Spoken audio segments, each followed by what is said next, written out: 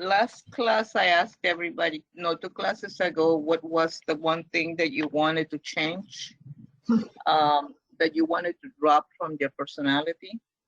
Today, the question I'm asking today is, what is the thing that you want to add to your personality?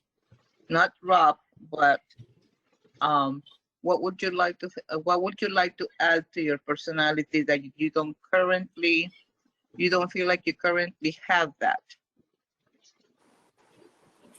Let me give you an example. For example, maybe confidence, or you know, what attribute do you want to add? Only one? Yeah, really?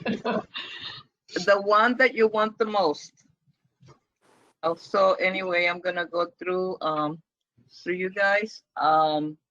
So let me start with Irma.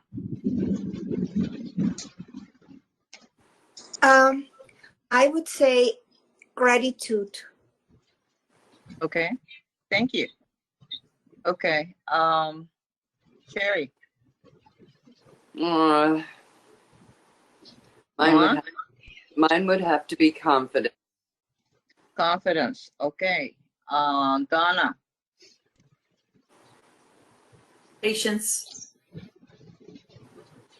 Okay, Sam.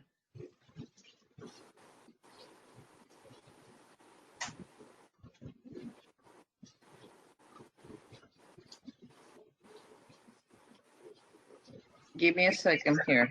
I think we lost. Can you please get on the on your computer? You're talking to me on the phone. Okay, yes, please get off the phone and get on the computer. Thank you.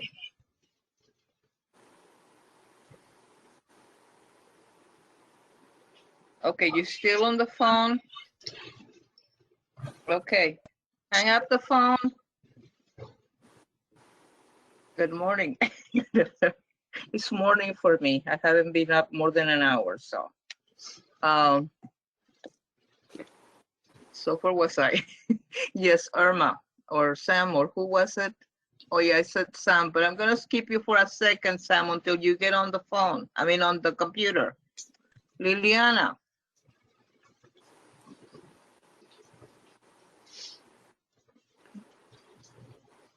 Confidence. Confidence. Confidence. Okay. Charlotte. Knowing. I said one thing. Charlotte. Patience. Patience. Reverend Virginia. I'm not sure that self-care is a personality trait. Maybe it's more like self-appreciation or yeah. How about self-nurturing? Okay, Sam. Sam, we don't see you, so I need you to get to your computer. Okay. Let me know when you get your stuff together, okay? Barbara? Yes, I'm Can here. you answer? I need your answer. What is it? I'm sorry, I missed the question. I had a little problem getting on. What is an attitude that you want to, or an ability that you would like to incorporate to your personality? Trust. Trust. Mm-hmm. Okay.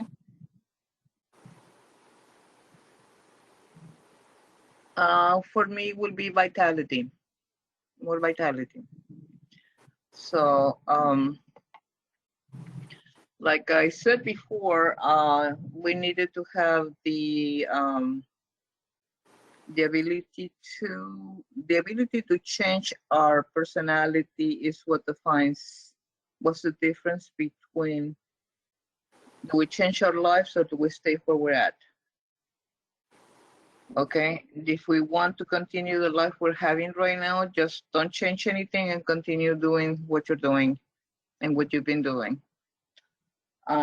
You don't need to If you want to change your life, like I said, your personality will change. You will change your personality only when you know that you can change your emotions and your feelings. If you do not change your emotions and your feelings and you don't know how to do that, this is going to be a class that will help you do that. Okay, so there is a difference between fourth-dimensional. There's a difference between fourth-dimensional creation and fifth-dimensional, and we're both using both the fourth dimension and the fifth. I started that last week, and I want to know if anybody knows what the difference is between attraction. Do I attract or do I allow? Those are that's how you manifest in the fourth and in the fifth. The law of attraction is fourth dimension. I attract, and I do, and I have, and I visualize, and I and I do all this, okay? On the fifth dimension, we allow. It's already done, it's already there. I just allow what's already there to come to me. Okay? So, I'm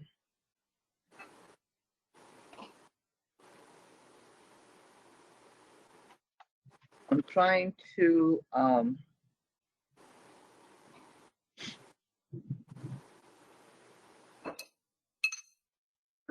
to add a little bit of because the Course in Miracles is all fifth dimensional if they taught it properly, but they do not. People are still. Excuse me. What did you say? Can you repeat that? The Course in Miracle is what? If it was taught properly, people will understand the fifth dimension, but they do not teach it properly. They have all these excuses. Oh. Yes, they will state the truth and then they'll go, yeah, but on the human level, I mean, if you can find that phrase in the book, please look it up, and it's never there. But So it's an excuse that they have used to keep the ego going. So what I'm hearing correctly, it's the filter that the teachers have that doesn't let what the Course says really come through. Is that what you're saying? Exactly. What they're doing is denying the Course. Instead of helping what they're saying, they're denying it. So I have taught this course before, and I have listened to different people, and I cannot seem to understand where this came from, because the groups that I have gone to, several groups, not just a few groups, several of the groups, they're always talking about, but on the human level. And it's like, that's never a part of the course. And unfortunately, that's how it has been introduced. So what I would like to say here is that you will be asked to choose again. Choose again is part of the course. So you choose what does not, once you don't like what is happening, you choose again. You choose again. Why are you choosing? Because you're the one that is creating what is happening. If you don't like what is happening in your life, you choose. You have the ability to choose and to really enjoy what you're choosing. At every moment, we are choosing. There's not a moment during the daytime where you're consciously, well, not consciously, because half the time we're not conscious, but when you're awake, when you're choosing, with every thought you're choosing.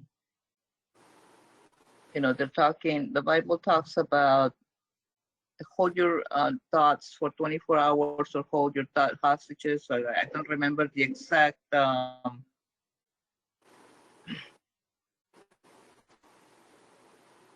Yes, Sam, thank you. Um,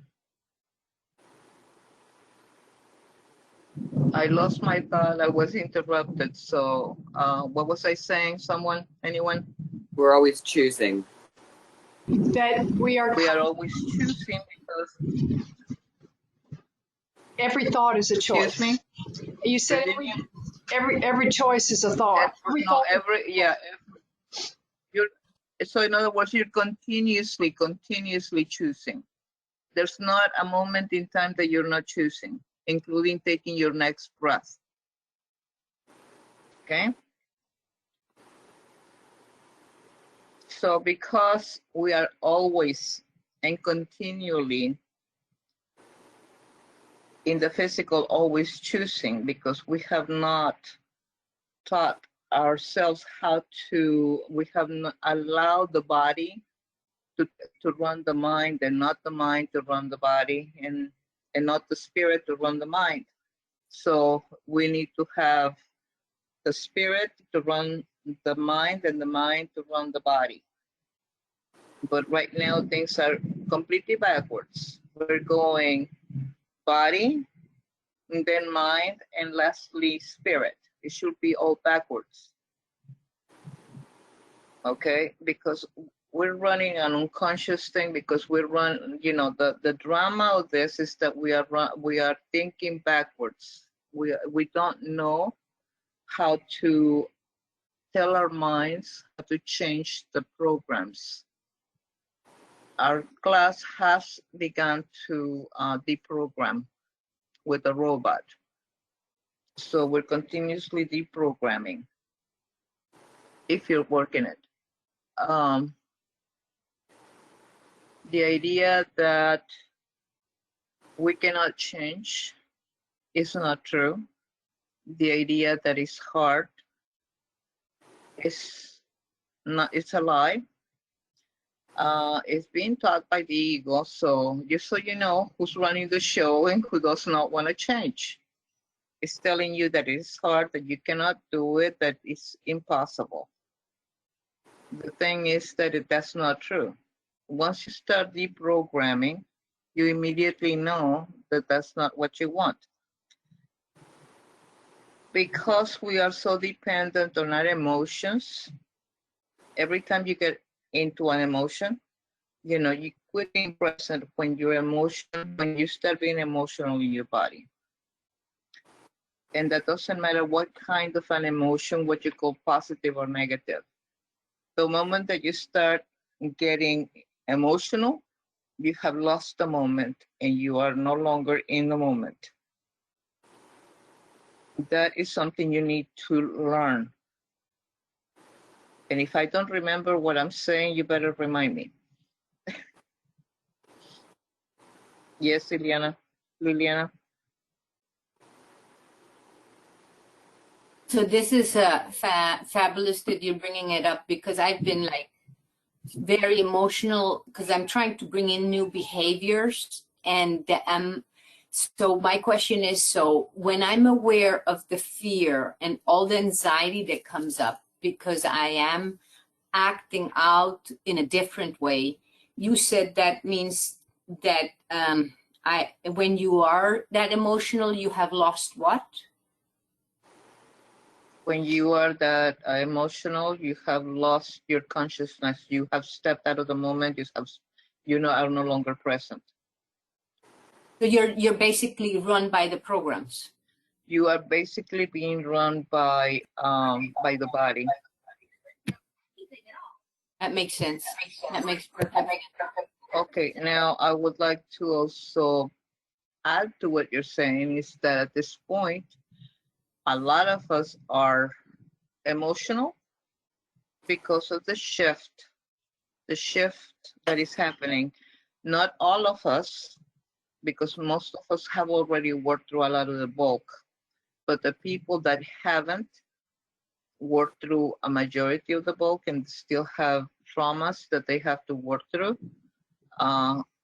And it's not difficult to people that have trauma, so don't start there. Do not take me there. It's not hard to let go of trauma. So that's the ego trying to tell you that. So the idea that you can help it, that you're emotional, that all of that is not true, Liliana. All you have to do is, why are you even there? Why are you not giving it to the robot as it's happening? And the more that is happening, the more that the cycle starts. If you don't nip it in the bud when it starts, it's gonna continue. It's gonna take some momentum, and then it's gonna be harder to control. So as it's happening, this is not mine. Okay, it's not mine. You have the tools. Don't tell me you can't do it. I'm emotional. No, you chose to be emotional. You choose. It's a choice. Yeah, it's just a bad habit of letting yourself be run over and not, as you said, stopping Exactly. at the moment. In other words, your body took you over on a ride. Yeah. You know, you should. If so, you know that immediately the moment you become emotional. It's no longer the mind, not even the mind running you. It is the body going, okay, let's go, and taking you on a trip. And it's all in the past. It has nothing to do with the present time. Yeah. You know, you may it's you really may use very the helpful. excuse that something that happened. You may use the excuse that something happened and that's why you're emotional. No. But it's actually something from the past. It's never present. Okay? Liliana, is that it? Enough? And what I'm noticing, which is amazing, and has been so helpful, what you said, is that when I get emotional, instead of just dumping it, as you said, immediately I go mental and make it more significant instead of just cutting it through, as you said. No, you don't go mental. You are doing a body job. It's your body running you. Your mind is not even present. Yes, Sherry. So we don't want to have emotions. You have emotions that are good for you. All I'm telling you is when you are emotional. Joy it's an emotion that is not going to take you up and down. Love is an emotion that is not going to take you up and down. Actually, love is not even an emotion. Harmony is not going to take you up and down. Like way up here and then down here. Anything, let me finish.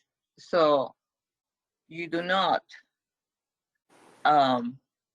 cater to emotions. Not that you can't have emotions. If you feel happy having the emotion of happiness, there's nothing wrong with it.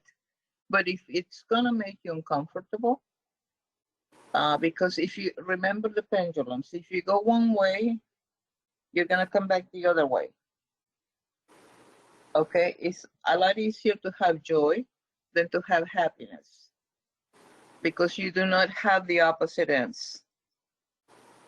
You do not have the opposites, even though we don't have a yin and the yang, but a different degree of the same thing. When it comes to opposites, you still don't want to ride that scale. That's how come I call it a pendulum, but in our class, pendulums are something else.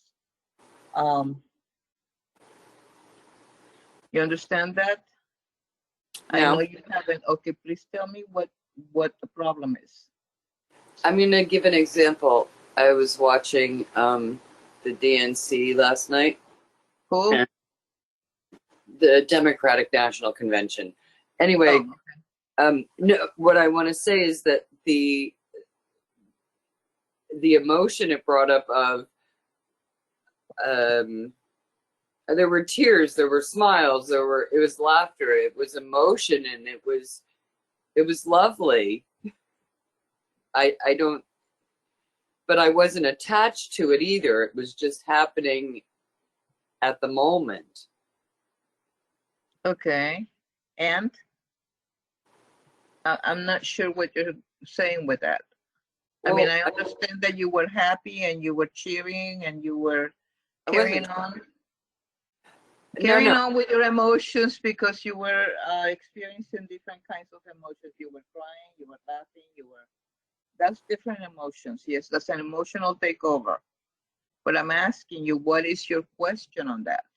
Is what is so what I was wrong to feel emotions, or Did I ever say that there was something wrong? I don't know. There's That's nothing, no, wait. There's nothing wrong with any emotion, any of them.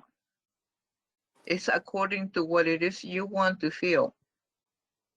If you don't want, but I'm also letting you know you are reactive. That's a reaction that you're having because it means something to you according to the past. You're no longer present in the present.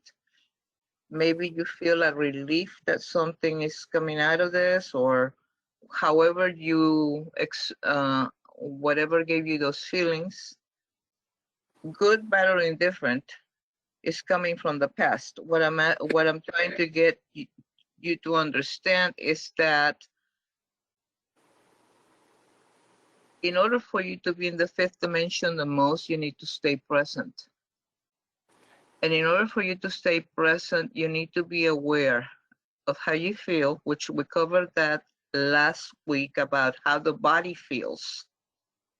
Okay, because the body speaks volumes to you daily. Okay, and people ignore it completely. And the body is running you because it is your cellular memory. But it is talking to you not in words, it's talking to you in feelings and in emotions. So when that comes up, either you address it by looking at the I mean, I'm not asking you to get rid of the emotion immediately. I'm asking you to become the observer. Become the observer. Are you okay with that emotion? If you're not, get rid of it. But if you're going to get rid of it, make sure that you do want to get rid of it. Do you have to analyze why you don't like it? No. That's part of your ego trying to convince you that this is hard. You don't need to know anything. All you have to say is, this is not my truth and I'm getting rid of all of it, all that it includes this, mental, emotionally, physically, anything that is attached to the conscious and unconscious. It's not mine and I'm letting it go. You know, however you say your routine of how you get rid of it, you include conscious and unconscious. Do you really need to go through your entire history? You already know your history. Your body knows your history. It's already logged into your body. You're trying to get it out. So now,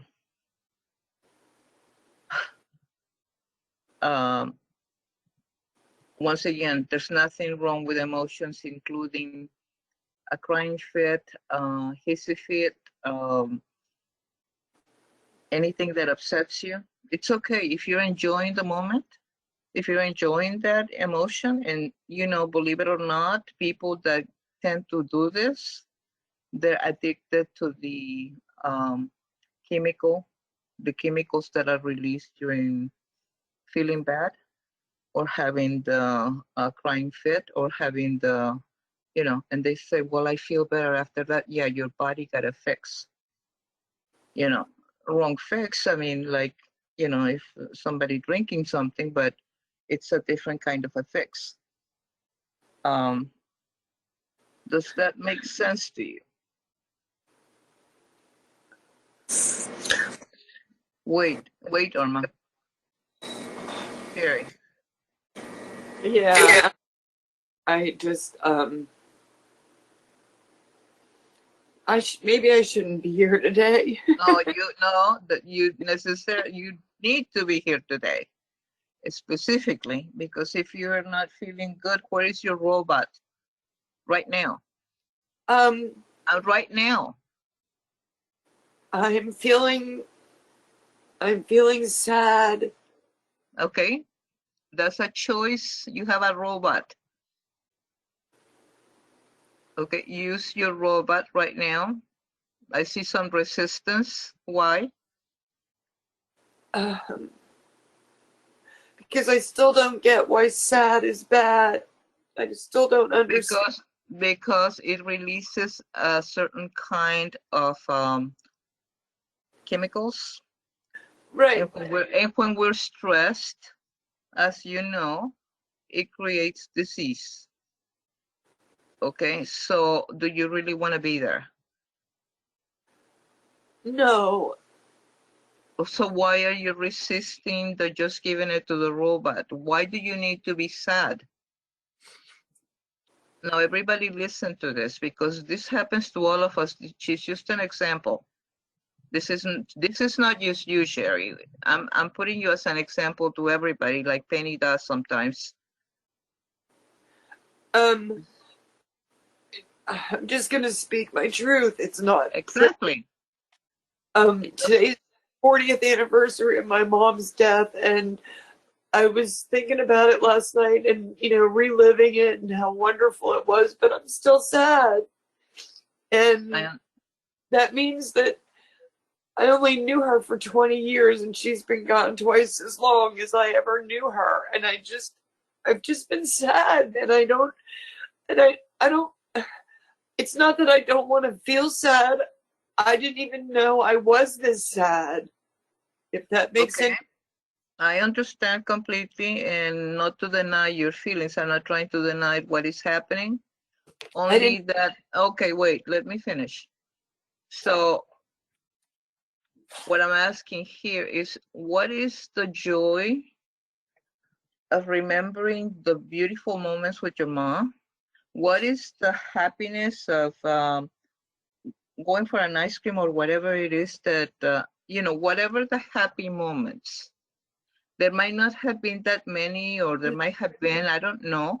But I mean, I will pick up what is there to honor my mom.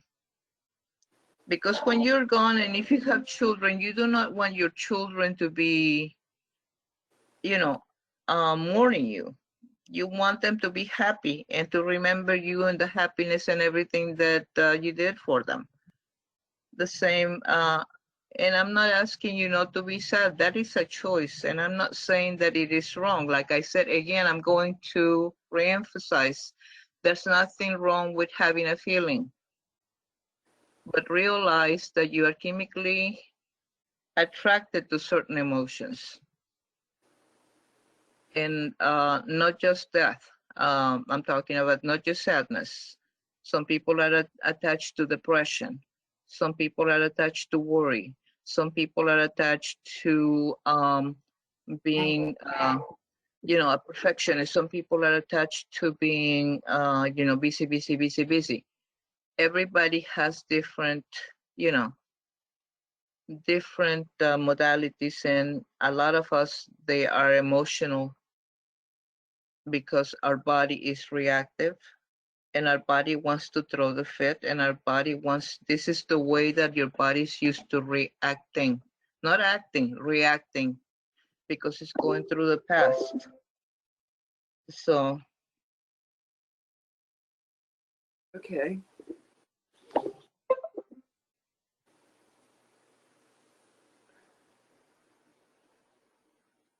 okay, I think Mila is trying to get in, Virginia.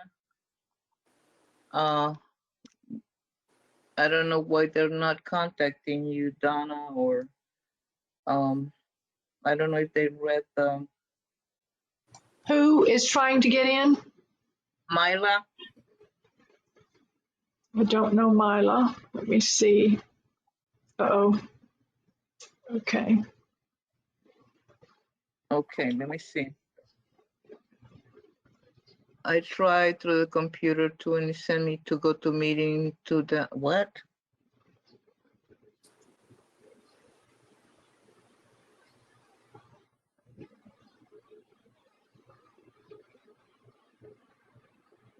Okay.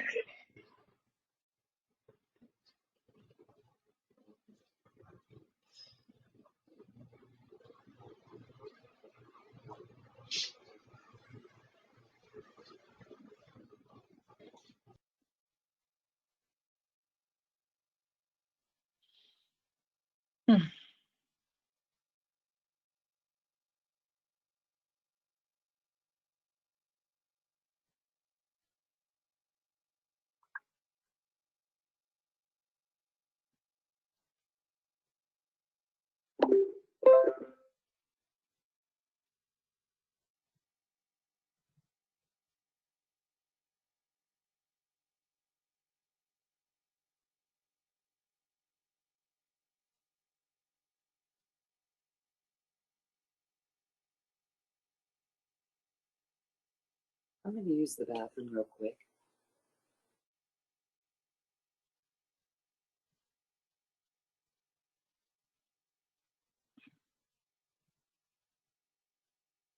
Do you have to download the app, Donna? Sometimes. Yeah, it depends what it Depends asks on you. what. Lori has joined us. Who? Lori, Hi, Lori. You're Unmute. muted, Lori. You're muted. she's Donna, can you tell her? Oh, yeah, there she is. Hey, okay. So, Hi. but that's this Welcome. it's Mila. Mila. Oh, you're Yeah, Hi, on. guys. I know it uses Larry or something. Hi, Myla. I'm glad that you're in. Welcome. My friend's computer. Right, no problem. Okay, so now we're back to normal. Where was I before I, please, Liliana? Can you hear me now? Yes. You were talking Sam and about Lori, hold on a second. Sam and Lori, please mute yourselves. Okay, I have two questions. Can you hear me? Give me 1 second. Yes, Liliana. What was I you saying? were talking about the addiction, that when the emotions come up, that it is a reaction of the body, and it's just the body reacting to those emotions because those are the chemicals that are being released. Right. That's why stress is so hard to get off of you, or depression, because the addiction to the chemicals in your body, the addiction to the makeup of that. Okay, thank you for that. Sam? Can you hear me? Yes. Okay, good. I finally got onto the computer. I wasn't here when you first gave the concept of the robot. So could you just give me a real short what the robot is? Yes, Virginia will do that for me because she has, I don't know how she does it, but she's, she can show you her body better than I can. Unmute, please. Unmute. Okay. Okay. So I was going over, I may not remember all of the levels from last week, but here we go. So imagine, Sam, that you have a robot off to your right hand side. The right hand is releasing. Okay. And because robots only know what they're programmed, they can take our program and we can let it go. So the first thing is to say you're sad. So you sad would be, let's see, that's the fifth, fourth, and fifth. So that throat and heart. Pardon me? Throat and heart. You're rolling your hand in front of your throat and heart. That's the emotion. And then you pass it over 2 or 3 times, and then you, I wait until she sees me. Okay, then you take that and you throw it down to the right and say, I give it to the robot. Give it to the robot. It's not my truth. It's not who I am. Doesn't belong Not my. to me. It doesn't belong to me. I'm giving it to the robot. Okay.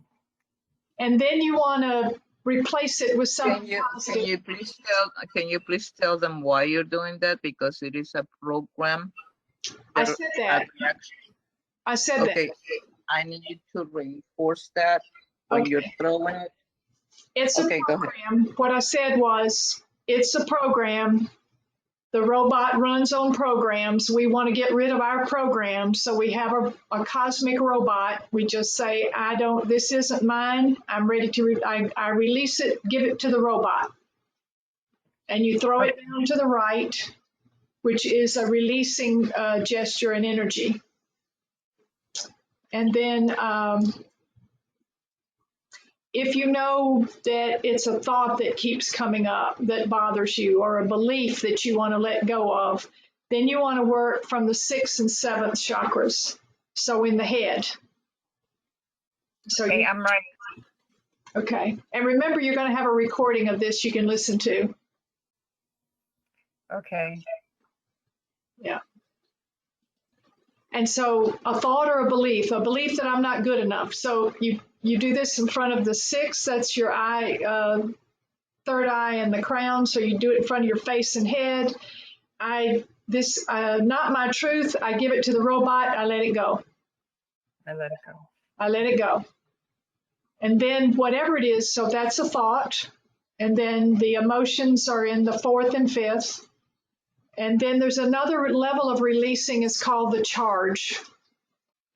And that goes in the second and third. So if you still feel like you haven't let go of it, it's got an emotional charge. It's like an imprint. Would that be an imprint, Angie? The charge? It's an imprint, but also I would like to say something here. It encompasses 3 chakras. It's the root, the sacral, and the solar plexus. Okay, so it's three, all three of those. So Right. and plus the first. Okay, thank you. I didn't have that in my notes. So if you still don't feel clear, then you go to the first, second, and third, the first 3 chakras. So that's the pelvis, the root chakra, and then the lower abdomen, and then the upper abdomen by the heart. So then you get rid of the charge. I let go of this charge. I give it to the robot. And so say your thought is that you're not lovable. So, and you've gone through the emotions, you've gone through the thought, belief, you've gone through the charge, and then you say, I am lovable. I am a perfect creation of God.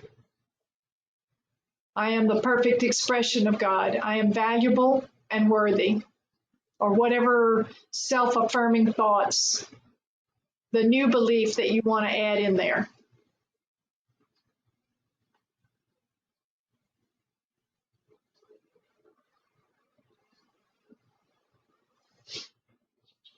It's very effective.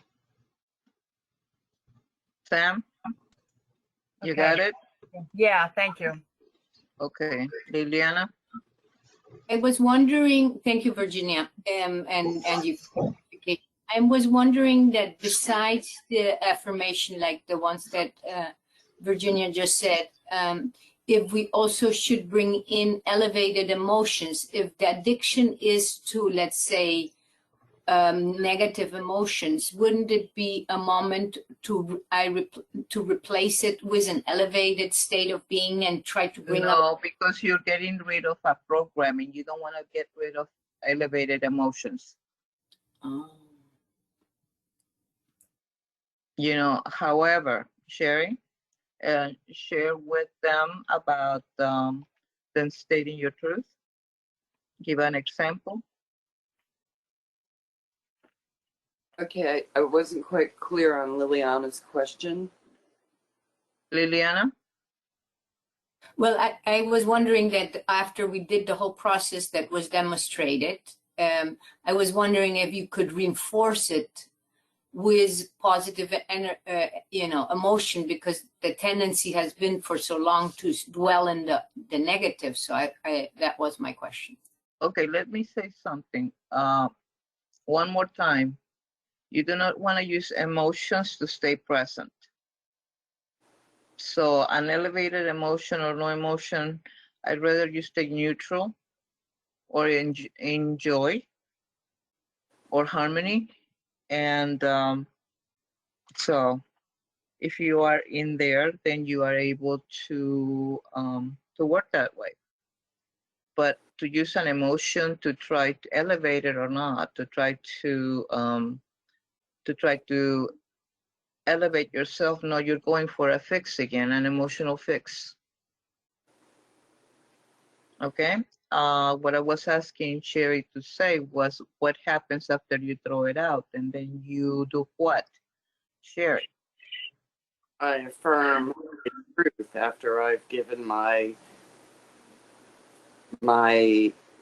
false beliefs to the robot. I then affirm my truth. Without any of these motions. when I That have, any of the, at that point you just say my truth is, but you do not do the motions. no. Exactly. And the reason you don't do the motions is because now you are not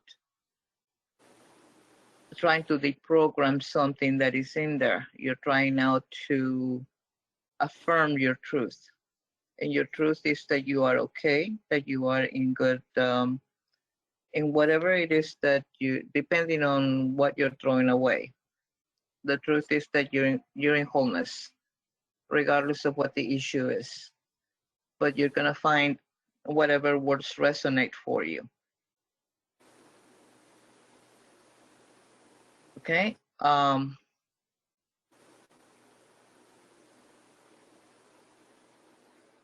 So yes, Virginia. It seems to me that after releasing and affirming truth, I do feel contentment or peace. Now, I don't know if you would call that an elevated emotion. I don't try to get it to come in. It just Contentment, no. Contentment, joy, peace, harmony, all those are emotions that are even. They're not over here like, oh my God, I'm so excited and happy. And that's gonna come, you're gonna come crashing down when you're there. When the chemicals that are causing that uh, subside, you're gonna come crashing down. So I don't know that is what you want to do. If you it's kind of like going on a roller coaster, and I don't believe that is what you want to do. Because up and down, up and down, and up and down, and you can't get anywhere from there. Do you understand? Okay. So I was saying you either attract or you allow. Charlotte, when do you attract? You attract, well, when you're negative, you attract negative. When you're positive, you attract positive. No, that's okay. Let me rephrase. This is my problem. Okay. This is my fault. I didn't ask correctly. How, which is fourth dimensional and which one is fifth? I attract or I allow? Attract is the fourth dimension. That's the law of attraction. Right, because you have to work at it. Fifth dimension, you allow because you allow it to come to you. Because you allow what? You allow it to come to you. Okay.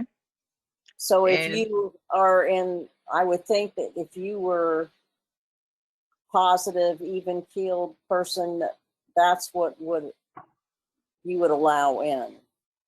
okay. Okay, thank you. Okay. Okay.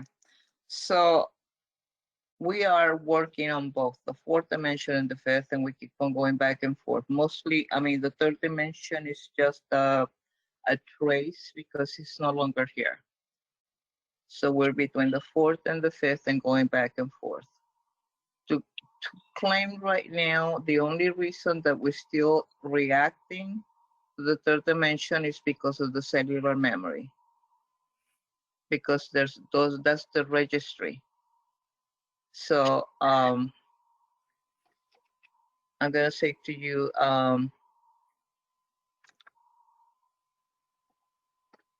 if I don't like what I see or feel or what I'm looking at, I choose again. It is that simple. We make it complicated. We don't have problems. The moment that you label something a problem or an issue, you have a problem. And then you're going to have to find the solution. Does that sound like that's what your spirit would do? Or will it recognize what the truth is over any particular circumstance? We should not be ruled by circumstances, but we allow circumstances outside of our realm to guide us, to say, this is okay, to say that whatever excuse we give, it's fine. And it's not. We are used to giving excuses for everything, especially in the higher levels over here. The people that are the busiest, the people that are the most, have all these things that they have to do and do and do and do and do and do and do. You're a human being, you're not a human doing. And you haven't learned yet to sit back and relax because you have too many responsibilities, quote unquote. Responsibilities that nobody gave you, responsibilities that you took as yours. And I don't care which one of us in this particular group, whatever we have as far as responsibilities, we took them. We are responsible, but we can choose again. We are not obligated to anyone. And we do it because we have a sense, a bad sense of entitlement. Entitlement meaning that we feel that we are the saviors. We are the people in charge of. Um, I am going to help the neighbor. I am going to help the hospital down the street. I am going to, whatever the extra responsibilities that you have, you were the one that brought them to you. You were the one that somehow took ownership. And it's okay for you if that is what you want to do. But do not run yourself ragged, because what happens when as time goes by, you're gonna run yourself ragged and you're gonna find that you don't know what it is you truly want.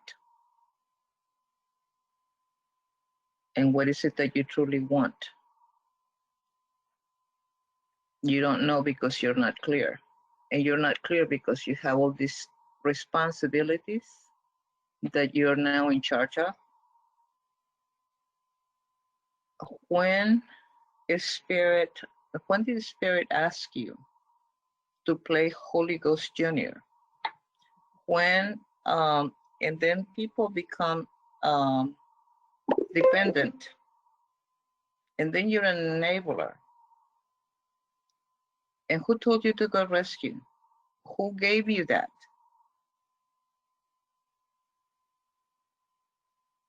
Okay. A lot of times it's because, oh, I can do it. I can do it. You know, I'm one of those people. Most of us are, you know, a few of us in this group, we are part of that group. Um, Nevertheless, there we are. So choose again. You have the right to choose. And all you have to do is choose. So what's an intention? An intention is getting clearer about what you want.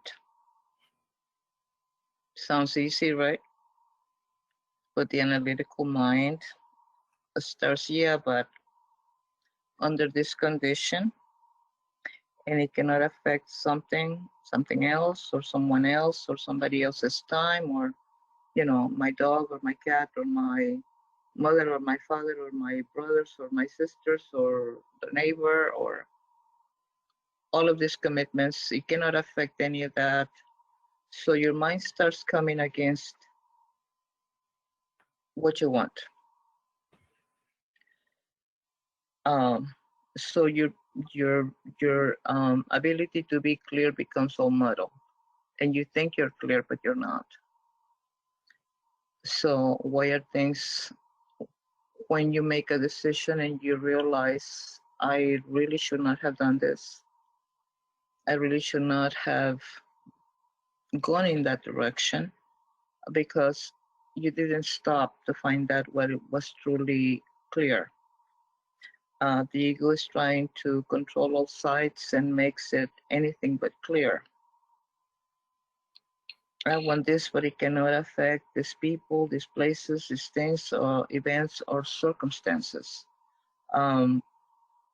If you ask an open-ended question, this is important, so you need to hear this. If you ask an open-ended question, the creative center, which is your frontal lobe, turns on and looks over to the landscape of your entire mind, of your entire brain. And it turns on a whole network of neurons, looking for all the knowledge accumulated so far. When it gets all that knowledge and all that,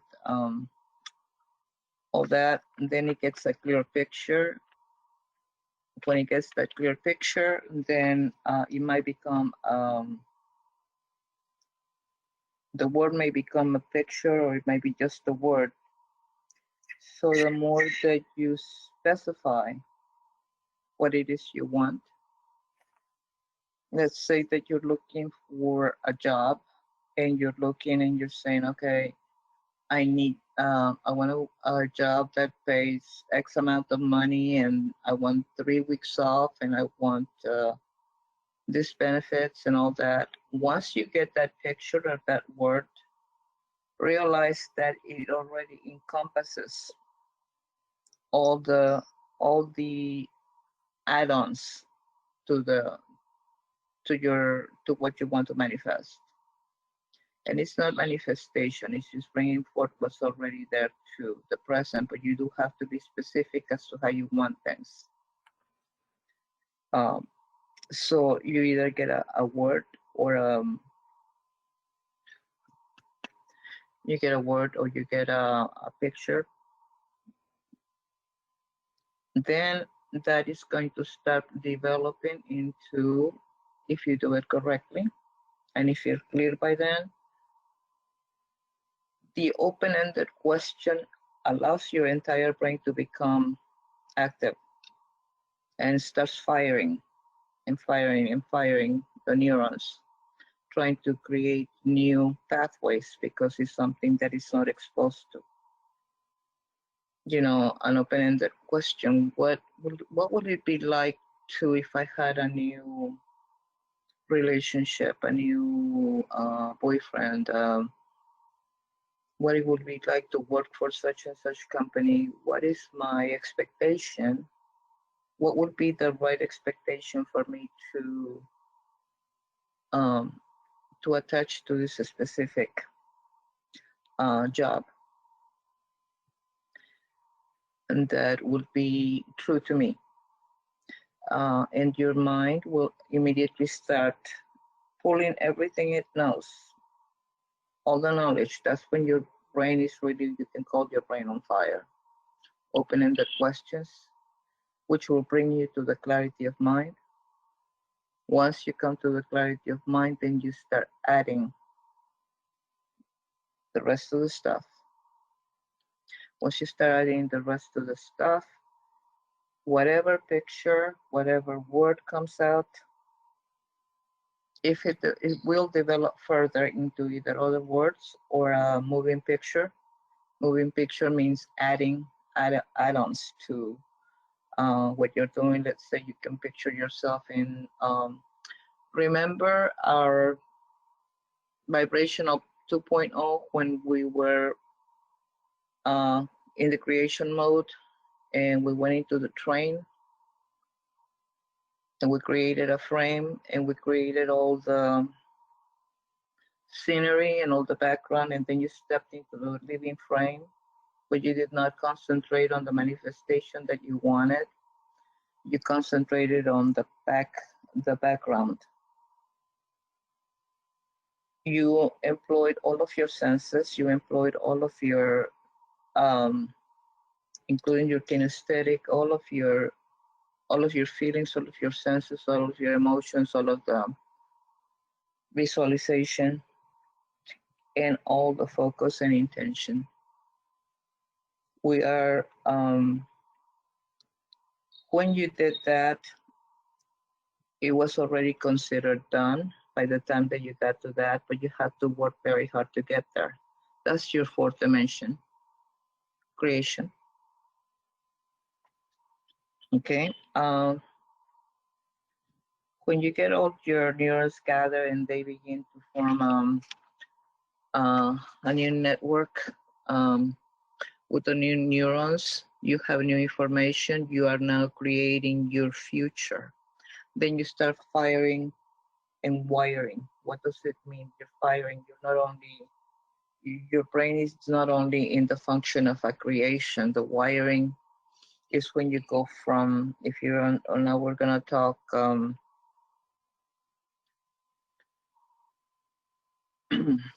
quantum physics. We're gonna go from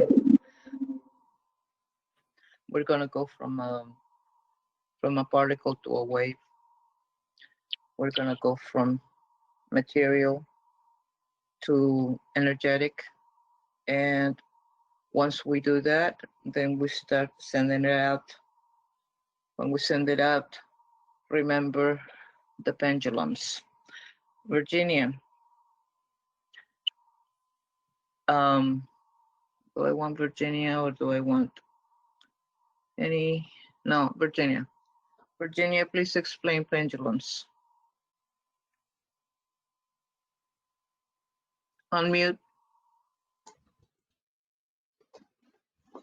I'm not sure I'm the right one to answer this. So there's the momentum of the collective consciousness. There are people in times when we're focused on negative things and positive things. And if you'll notice, we as collectively human race swing from, if we go way negative, then the next thing you know, it'll be going way positive, or if it's going, and there's always movement. So if the pendulum of fear is coming by and you're in fear, then you just jump on that pendulum and your fear multiplies. If the pendulum comes by for creating new ideas and you have open-ended questions and you're open to new ideas, then you join that momentum of new possibilities. Okay, I'm going to add to that. Please, please add to that.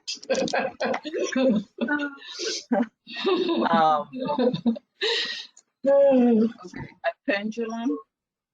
Number one, a pendulum is collective thoughts of the millions and billions of people. Okay, I just got that right.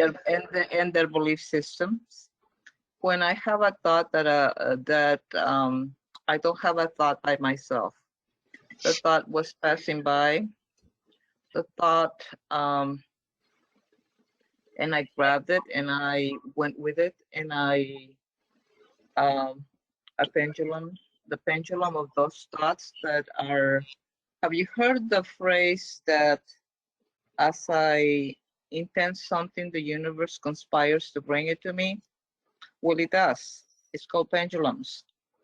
So whatever you're thinking and you're sending it out there, it goes and attaches itself to billions of people that believe in the same thought. As it's coming towards you, you better cancel the thought if that's not what you want, because you're about to become involved with the billions of people that think the same way that you do, in agreement with what you're thinking, whether it is good or bad. Okay. So as you see this pendulum, every thought has a pendulum. there's not a thought that does not operate in this way. It's called the universal mind, the universal physical mind, the human universal mind. Okay, so a lot of times we have, it's comparable to what they say the 100 monkey theory, where monkeys were given a certain thing, and I think it was potatoes. They were in an island, and they ate potatoes, but they were sandy, and it was very hard to eat, but that's what they had to eat. And one of the monkeys discovered that he could go in the sea and wash the sand off of the potato. And another, another monkey learned that, and another monkey learned that, and so on until they call it the 100 monkey theory, until when all these 100 monkeys got that idea that they could, it went universal, and other monkeys in other places started doing the same thing. Okay, so that's the universal human or physical part.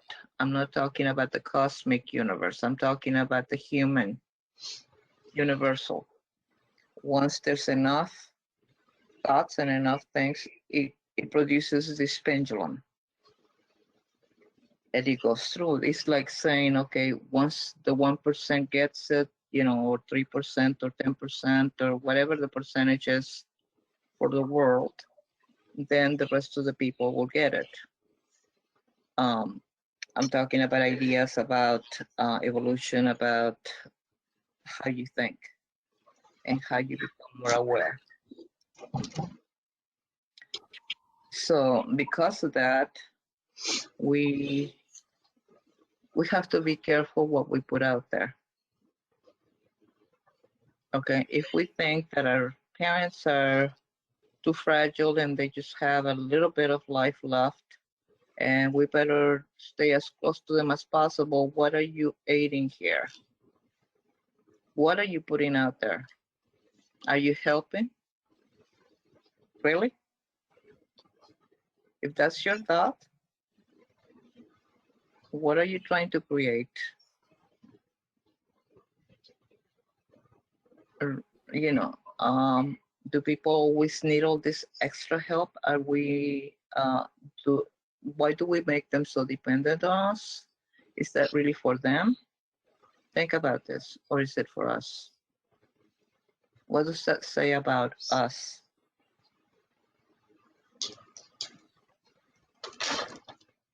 So,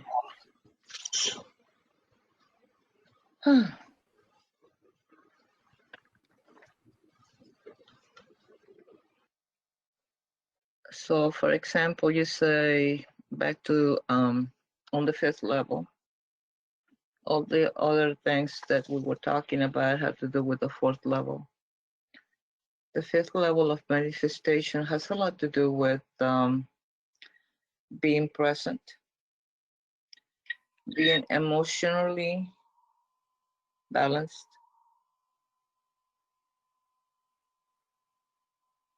and there's no such thing as I cannot balance my emotions. Not this group. You have a robot, take it, give it away.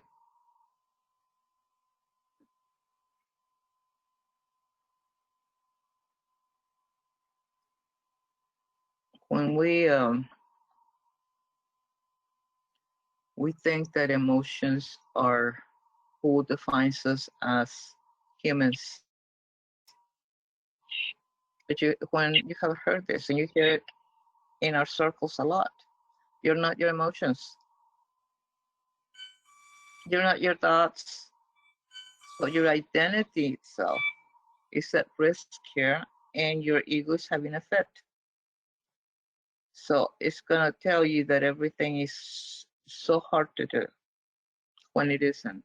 You will convince yourself that you can't do this, you don't have the time, you don't have, it doesn't take time, it doesn't take but a few seconds. But do you want to, or are you still attached and attracted to the chemicals that are emanating from your body. Um, you know, people that are depressed are not just depressed, they are chemically addicted to the chemicals they emanate during their depression. Okay, come on, Sherry. Hold on, Sam. I'm gonna talk to Sherry first. I just disagree. I just disagree. Tell me why. Um, my mother was severely depressed. I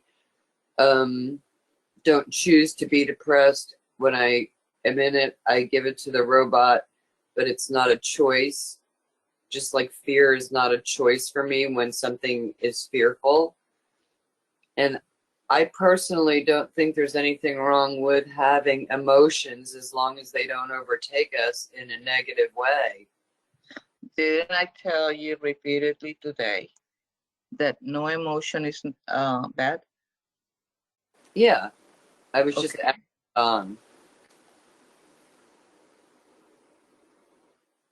You but would what? I don't agree because I know that I have a chemical imbalance that has to be corrected with medication, and It is a that chemical. sometimes makes me feel less than, that I can't be spiritual enough to overcome that. I understand what you're They saying. get that or not, but I don't want to be that way, but I can't always talk myself out of it. I understand what you're saying. However, if we were in the fourth dimensional and just asking about that, and just if I was coming to you from a psychological way, I will agree with you. On the fourth dimension, there's a reason I don't practice psychology or psychotherapy. That's because there's so many things that, and I did tell you, the emotions release the chemicals, and that's a chemical imbalance. Yes, I'm addressing exactly that.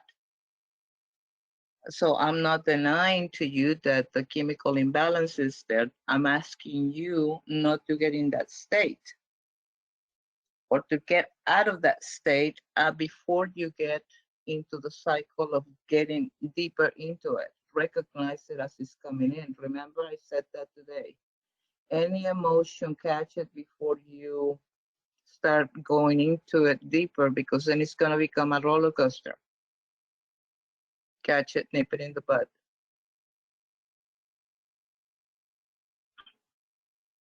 Yes, Sam.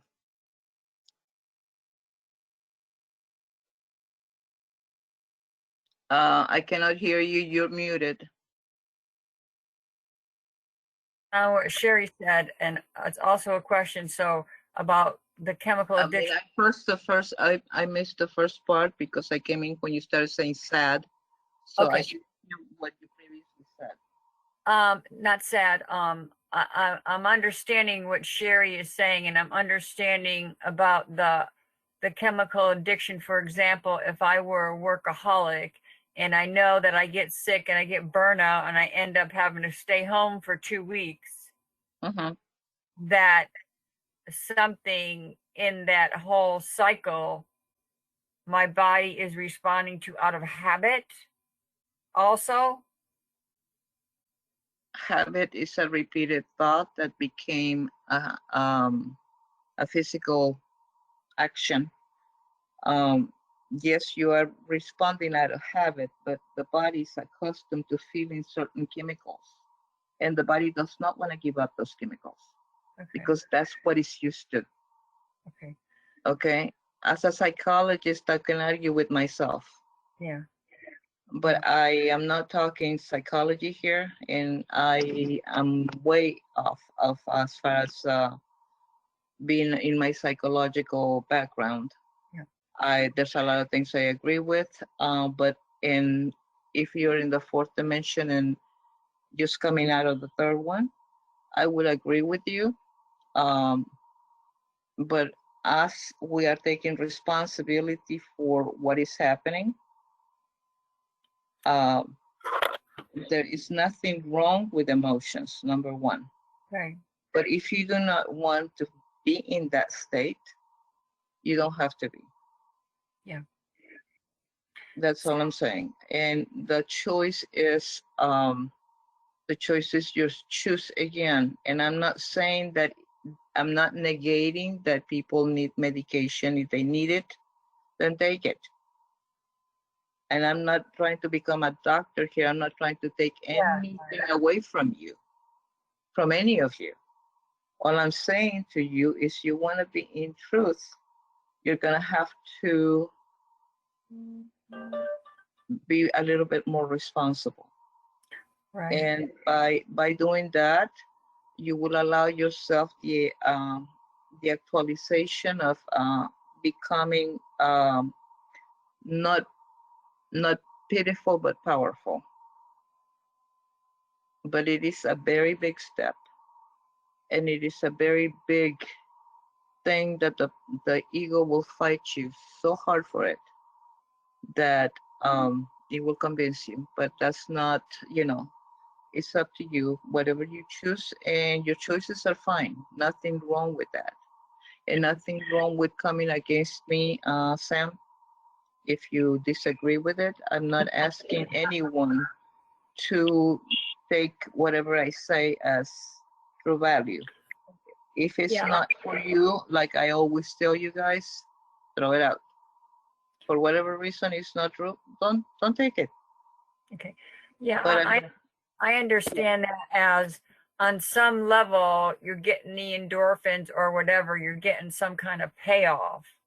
I yeah, understand certain things, like people who love jumping out of planes and say they break their leg every time they happen, they still getting that thrill and that feeling of excitement from jumping out of the plane.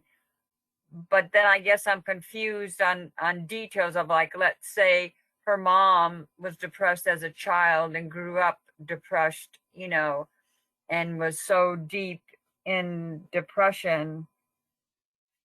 How does she get out of it if she's way back down in that pit and can't remember feeling good, or it's been years and years? right. When somebody What is her payoff if she's like, say her mom is so sick, Sherry's mom is so sick that she thinks about killing herself to get out of it. the payoff, Yeah. the payoff is the more that somebody gets used to those chemicals in your body, the more you're going to become dependent on them. I see. And the more that you become dependent on it, it's a vicious cycle. Even if they're negative. Even though Excuse they're negative. Even other what? Negative. No matter whether they're positive or negative, remember, thoughts will release chemicals Okay. before they become a cellular memory. They will release the chemical charge. Yes, Liliana. So, talking about the topic that you said regarding the dependencies that have been established because you weren't clear, I identified with what you said. No, to a certain degree, that's what you did, and now I don't want that dependency anymore. For example, with my mom, because she is always in that helpless state. So how do I change that now? Do you want to change it? Yes. You have to be clear, number one, of what it is that your spirit is calling you to do. Okay, there's a fine line between the fifth dimension and the sixth. Okay, during the fourth dimension, you're in the labor part, the labor of the mental knowledge. Okay, and we call it, the mental knowledge. The fifth dimension is creation. The sixth dimension has to do with allowing spirit. It doesn't matter what it is. That's when you say, whatever happens, happens, and it's no matter what happens, you are in a state of grace. You are in a state of allowing the God. You're not trying to say, okay, I want this. One of the things I taught you before was that you shouldn't be want. Part of the it's when you get to this level, it's not a want, because there's nothing that you should be wanting at this point. Is what do I call forth? What do I allow? What do I want to manifest? It's not manifestation because it's already done. You do not manifest anything. You do not create anything. That's what the Course in Miracles says. You don't create, you make. You make things. And the Course is very specific about letting you know that you have never created anything. That you have made things, but you have never created them. Because the creative process was already done a long time ago. At the beginning of creation, everything was that needed to be done was done. So again, So on a practical level, I know I don't want it anymore, okay? Because it's not serving me. It used to serve me, but it doesn't. And when you touched on the topic, to allow, I can see the old programs then coming alive, all the fears, all those attachments are just, jumping now to my consciousness. And yes. And there's where I have to then claim this is not mine. Is here your truth? What? Say that more? Is fear your truth? No. Okay, so would you be defending fear? Would you say that? Okay, is you're defending fear? So no, that's not your truth.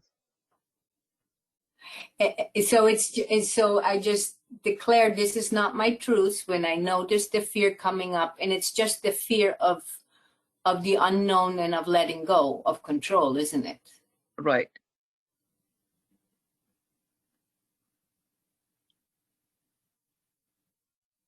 So Right. I don't have to worry that all my other siblings are still with those programs. I just have to let go for mine and not be in anybody else's business. Is that right? This has nothing to do with anybody else. This is your thing. We're addicted. Some of us are addicted to drama. And because we're addicted to drama, we have to go up and down and up and down and up and down. Is it the drama we're addicted to? No, it's the chemicals in the drama. So pay attention to your body. Like I told you last week, your body is communicating with you daily, hourly, and sometimes 24/7. And it's trying to get you to pay attention. It's a whole record of your past. That's what your body is. I mean, if you need to pay attention to something, pay attention to your body. So I have to pay attention to my body and to my thoughts, because then the whole storylines come up, and to all of that, like Virginia said, to all of that, I have to detach, because it is that level of detachment that's only what's going to break me of that habit, is of going those same neural pathways, because I'm so afraid of the unknown. So it requires that total presence, which I'm trying to find it, and I wanted to see if you could say more of how can I get in the present moment, because yes, you're clear. Everything that's pulling me in a different direction is the whole past. Because you have already allowed the emotions, never mind the feelings or the thoughts. You have allowed the emotions to take you out of your present and out of your peace. Emotions will always take you out of your presence. Remember, I just said that earlier. So the moment you become emotional, and I don't care what the emotion is, you have lost the present. Okay, so when you lose the present, when you're no longer feeling even in your expression, when you are beginning to get a little tense, before you even get anxious, your body will give you the feeling like it's beginning to get tense, it's beginning to get a little bit more and more agitated. And it starts, before it starts getting very agitated and before it starts defending, your body's in fear. The emotions are coming because you're in fear. So you need to nip it in the bud and give it to the robot before it gets escalates to that point. Now, if it had already escalated and you went that far, you are going to have to not only give it to the robot and get the charge out, but then you're going to have to do the truth statements on whatever the situation is. You're going to have to say your truth statements several times. And if you still feel that there is all this charge in there, you're going to have to go in there and take it all out until you don't feel anything else there. That is an easier way to get rid of that charge. But pull it out until there is nothing left. You know, you can feel it. You can say, I choose to, because that is your choice, that is your intent, that is what you want. But you have to be careful because your body is so addicted to different things that it's going to override a lot of your thinking. Okay, a lot of your thought process. Got it? Yeah. So the true statements, do you have them somewhere written up so that we can have those true statements more handy? Besides this, No, those are statements that you're going to have to come up with on your own. Sherry, Missy, Yes. give some statements, please. Examples and statements. Well, for me, the robot is the denial and giving it to, and then when I speak my truth, that is the affirmation. I am, all is in divine order. I am being divinely guided through this. Whatever the situation calls for, the affirmation. Thank you, Sherry. For me, I usually state that I am, depending on the issue, there's always wholeness and integrity and well-being that I usually fall into one of those categories. It is my my truth is that I am in wholeness. My truth is that I am in perfect health. And I'm not talking about the truth of the body again.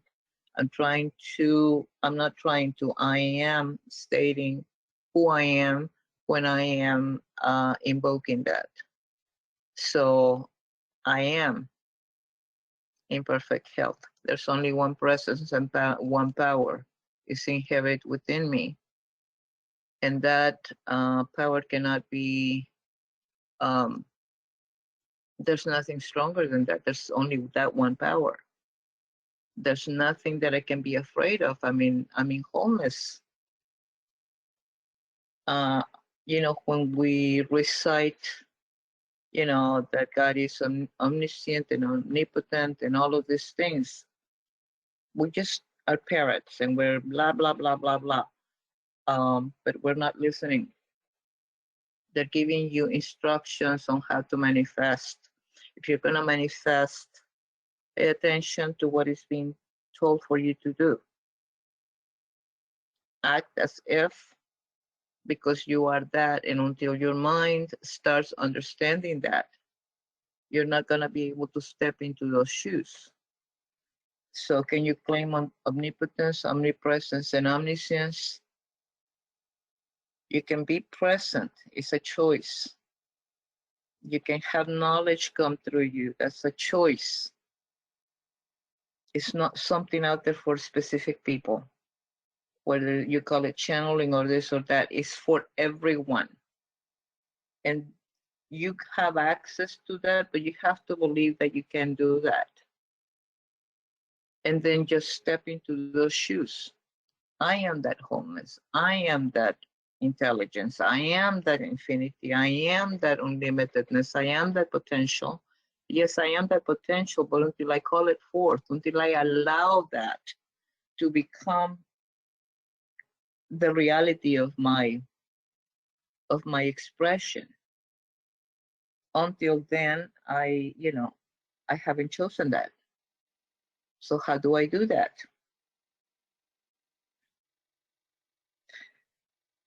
Anyone else? Yes, Sherry. So the purpose of this class for me is to love and accept myself. Yes. And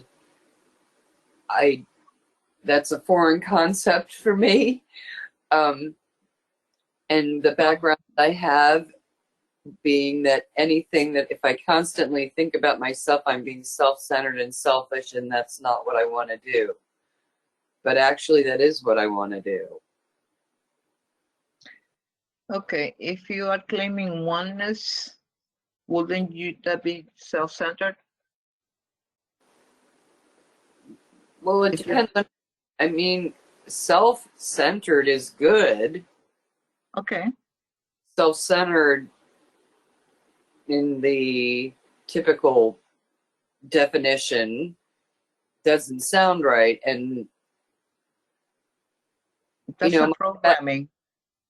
Okay, so my programming from the group that I belong to is that I shouldn't focus on myself all the time, that my self-centeredness is what gets me in trouble.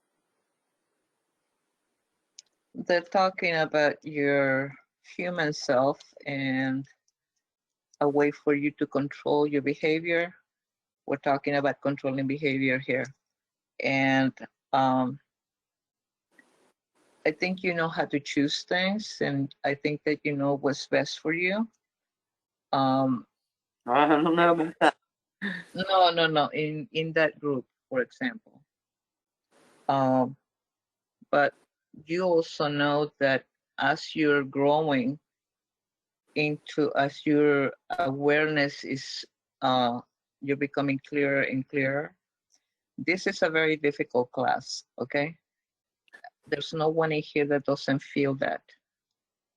It's difficult because we are dealing with our core issues. And we are going to be dealing with our core issues with, to be able to function in a loving way, which is your original, what you originally says. I came here so I can accept myself and love myself. And what we're trying to deprogram is the part where you says, I'm not good enough. I'm not good enough. I'm in the minus factor. No matter what I do, I can never be good enough. No matter what I say, no matter what I think. And no amount of cleansing can be good enough for me because this is what I understand. This is how I grew up. This is what life and my environment taught me. However, we're asking you to not run in your programs if you don't have to, because all these are programmings that are not of service to you. And everything is a choice, Jerry. The idea that you're not good enough is not right. The idea that you're self-centered, good for you. Good that you are, because if you were not self-centered, you couldn't help yourself. If you cannot help yourself truly, it's a lot more difficult to help somebody else. And it's a choice. Everything, again, is a choice. There's no good or bad. Everything is a choice. I just want you to get that out of the way, and that Emotions are okay. Anybody else? Penny? Penny. If okay, question is, I understand what you mean about overextending ourselves. I am a person who overextends myself, doing more than I should be doing, and it's hard for me to be in the present. But if part of what we are trying to do, my understanding of what we want to do in the fifth dimension, or maybe just the fourth and the fifth, is to really find our purpose. And if part of that finding our purpose is having to try things out, and I am confused now because I'm thinking if part of my purpose is to be helpful to other people or other creatures, and that's part of my purpose. I don't know if it's purpose in life or purpose as a spiritual being. How do we do that without kind of trying these things out? And then, once we're into it, we find, maybe it's ego who's finding the satisfaction from that, but it's like Reverend Virginia. I mean, her purpose is to help those of us who are in Unity North Tampa. And if yeah, I got it. Yeah. Who told you you couldn't help people? Well, but we kind of, I think. No. I'm asking you, who told you that you couldn't help people? Well, you were kind of saying that the way I look at it is I don't have time to sit around meditating or being present. So that's you don't have to sit down to meditate, and you don't have to be in a specific position to meditate. You can be walking, you can be washing dishes, you can be sweeping and mopping, whatever it is that you're doing, and make that your meditation. But we can talk about that later. But what I'm addressing right now is who told you you couldn't help people? That was the impression I got. Yeah, I mean, all of us are meant to help each other. Okay, what I'm talking about when I address people needing to do this, is it really your need to do this? Do they really need this?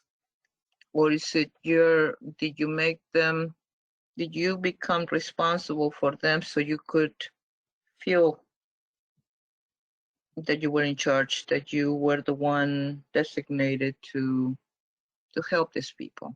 Nothing wrong with helping people again, but I'm asking you to look and see what you're getting out of this, because you will not have taken a responsibility unless you had a value for you. Okay, I'm not asking you not to help anybody. No, that would be the farthest thing from what I will teach, and because we're teaching love, we're teaching unity. Yes, Myla.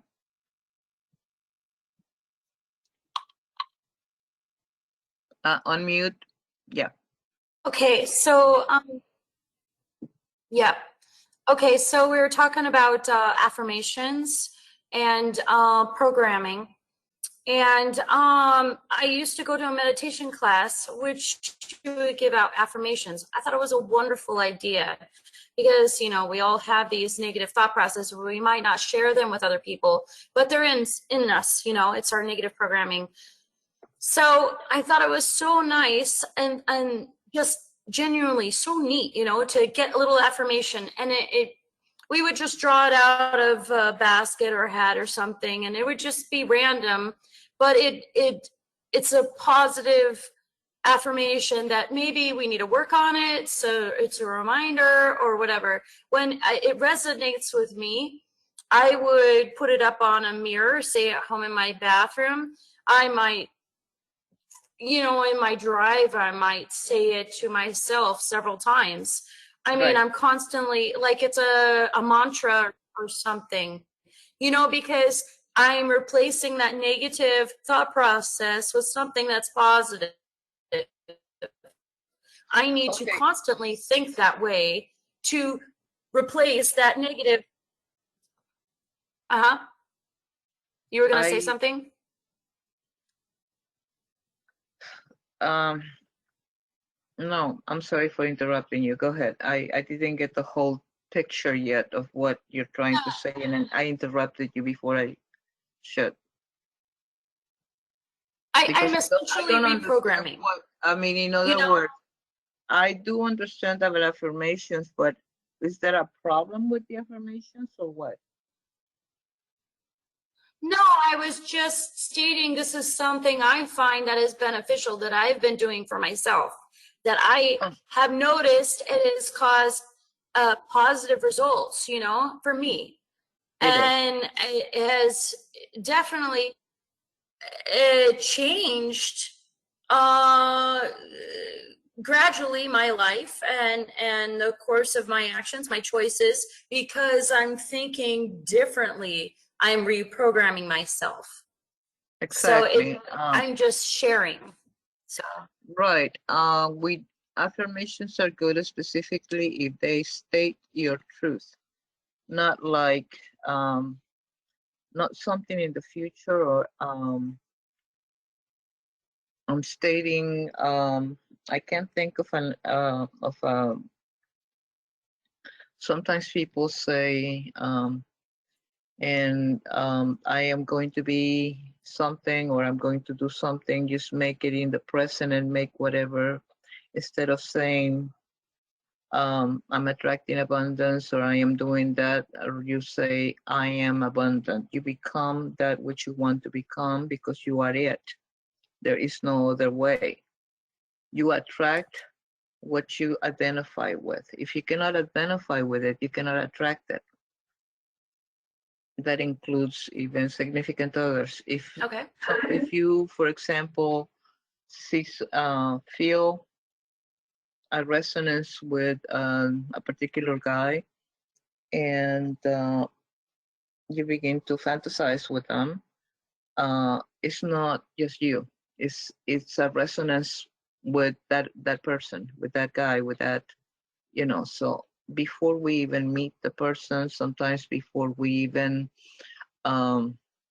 because we're at one minute, um, we will start resonating. And if there was nothing on the other end, you wouldn't have that. So if there's an attraction, you feel an attraction to somebody, there's an attraction on both sides. It might be unspoken and they might never talk about it, but it's there.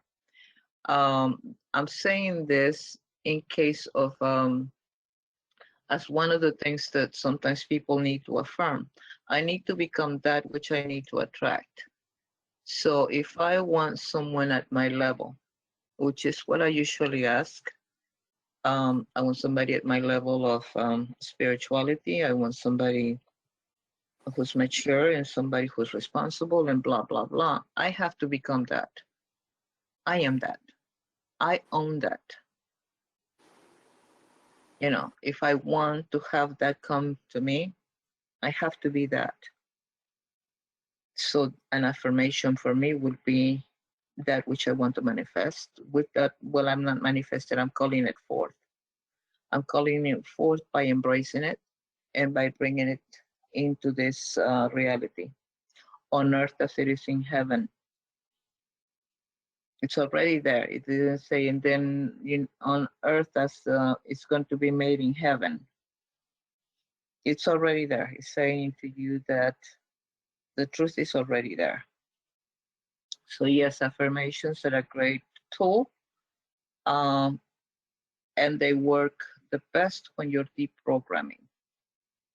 And the reason they work the best is because at that moment that you went through all of your chakras and released, you're completely open. You are at that space of being able to receive without any obstructions, without the ego jumping in. Once you take the charge out, there's no fight. So it's a lot easier to program then. I studied a lot about programming, deprogramming, and doing things when I was in my 20s. and I'm just now going back into it because um, I didn't have a reason to study it. I dropped psychology some time back because I did not like the idea of labeling people.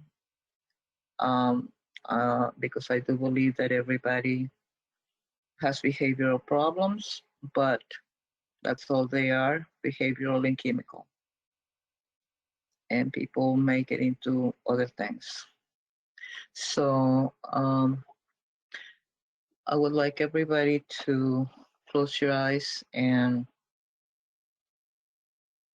relax. Please relax. I would like you to drop everything anything that is weighing you down, everything that is in the back and things to do and laundry and visiting whoever or whatever, let it go. Right now, this is for you. I want you to take my words and make them yours. I am infinite intelligence. I am the wholeness that I seek.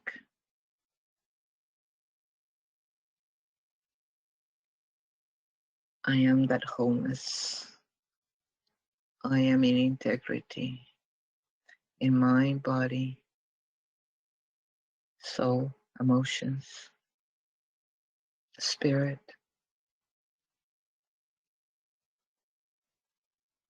I am at one with all.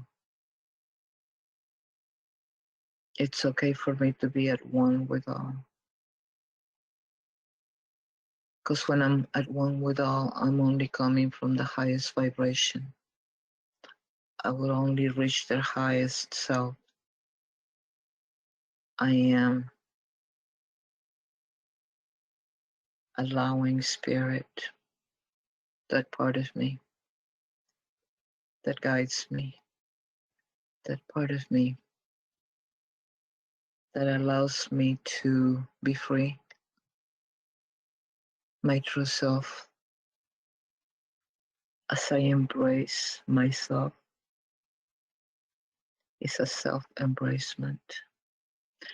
I would like you to put both hands in your heart. In your heart, because we are going to expand our heart field. Please pay attention to your heart center. Send that love, send that healing. Become aware that you are that love, that you are the love, and that you are the healing that you're sending. You are equipped to handle anything. You are equipped for love, both to give and receive. You are equipped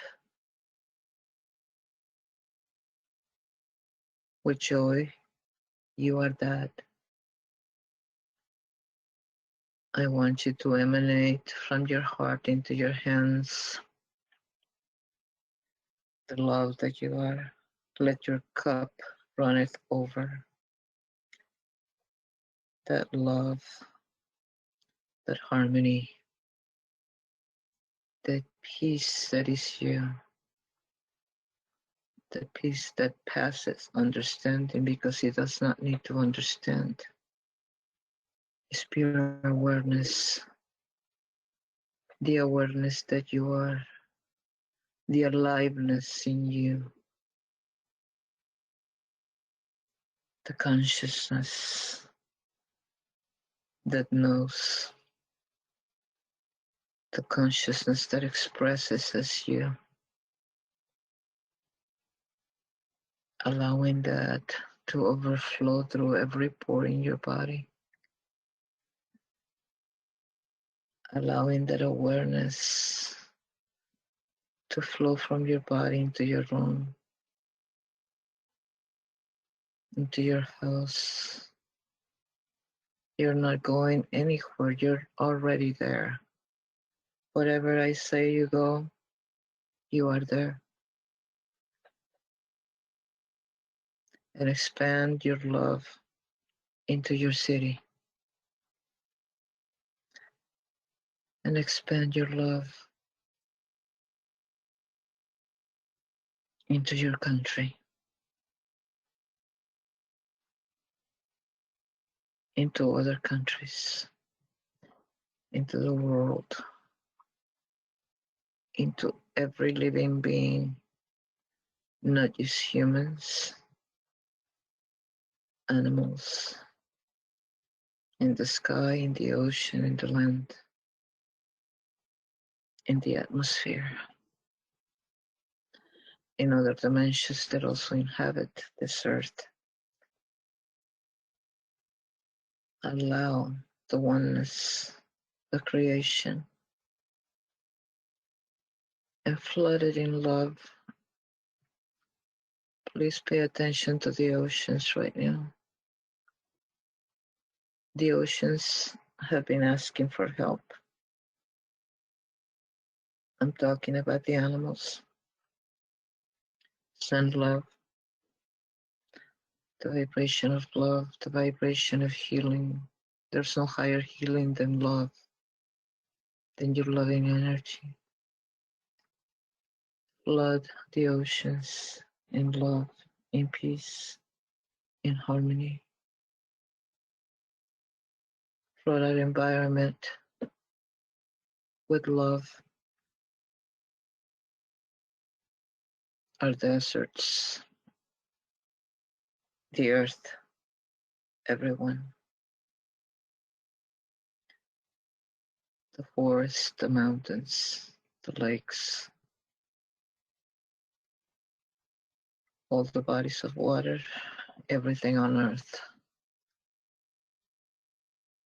It is already manifested on heaven. We can bring it forth into this land as we allow our oneness in this group together. The multiplication of each one of us times however many we are here. Allowing love to the people. The people need our love. The people need our mercy and our compassion. The worst people that hurt other people is because they are in major pain. Please allow your mercy and your love to flood those who enrage you the most. There is no reason that anyone, for any reason, is not included in your love. Because the moment that you exclude anyone, you have excluded yourself. Love is all inclusive, leaves no one out. Allow peace. And I say, peace, be still and know you are that love. You are that mercy. You are that harmony. You are that peace. If you need healing, call it forth right now to whatever area needs to be healed. I am sending a healing right now to each one of you. It's a healing of the mind first.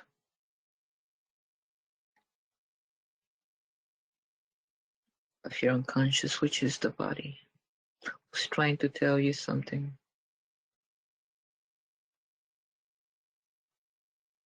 And sometimes it's your ego trying to abstain you from doing something. I call peace into your cells. I call love into every area of your body, from the top of the head to the bottoms of your feet, inside and out. I call relaxation from your buttocks, front and back, from your stomach area, from your base chakra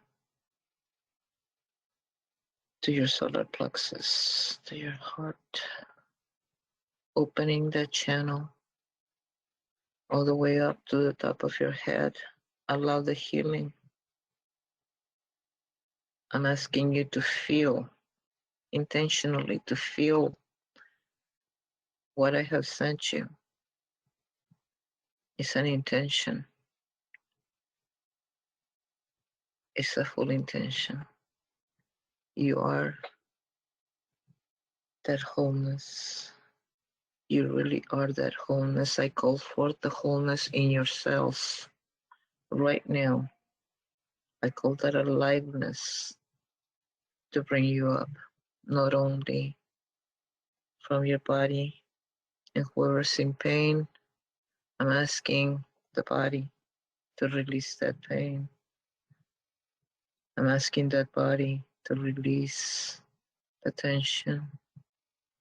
I'm asking that body to be at peace.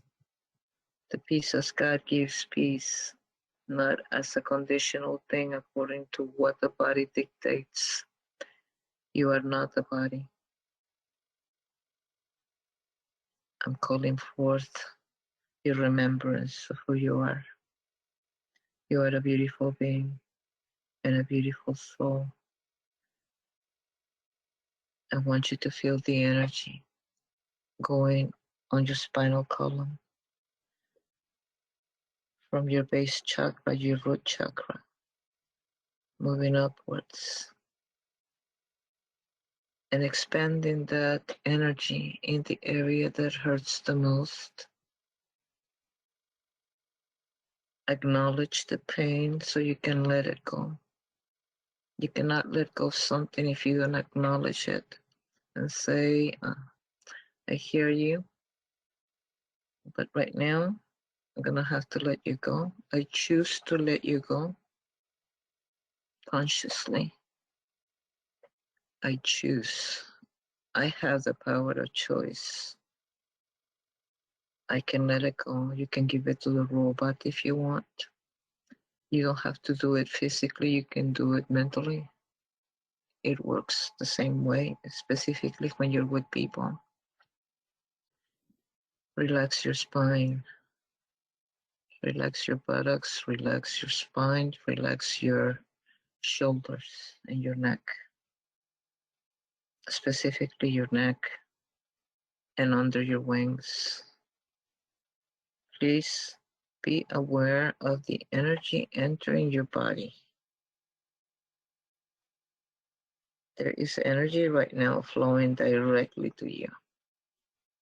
I'm asking you to become consciously aware. There is more to you than this body. There is more to you.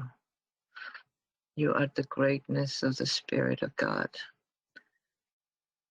This temple, where you express from, I'm calling perfect health.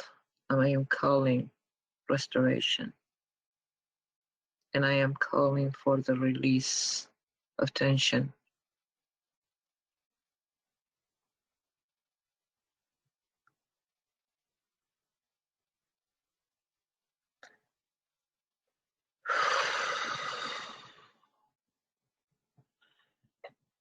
God bless you and keep you safe.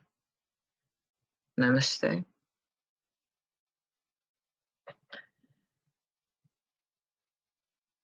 And for those of us that want to visit, we have the 3:15 as we continue our chats after the class, just to visit. And for those of you that don't know, we stay 15 minutes after the class. Those of you that can stay, and we usually talk because we don't get to see each other much. So Virginia, please shut off the recording.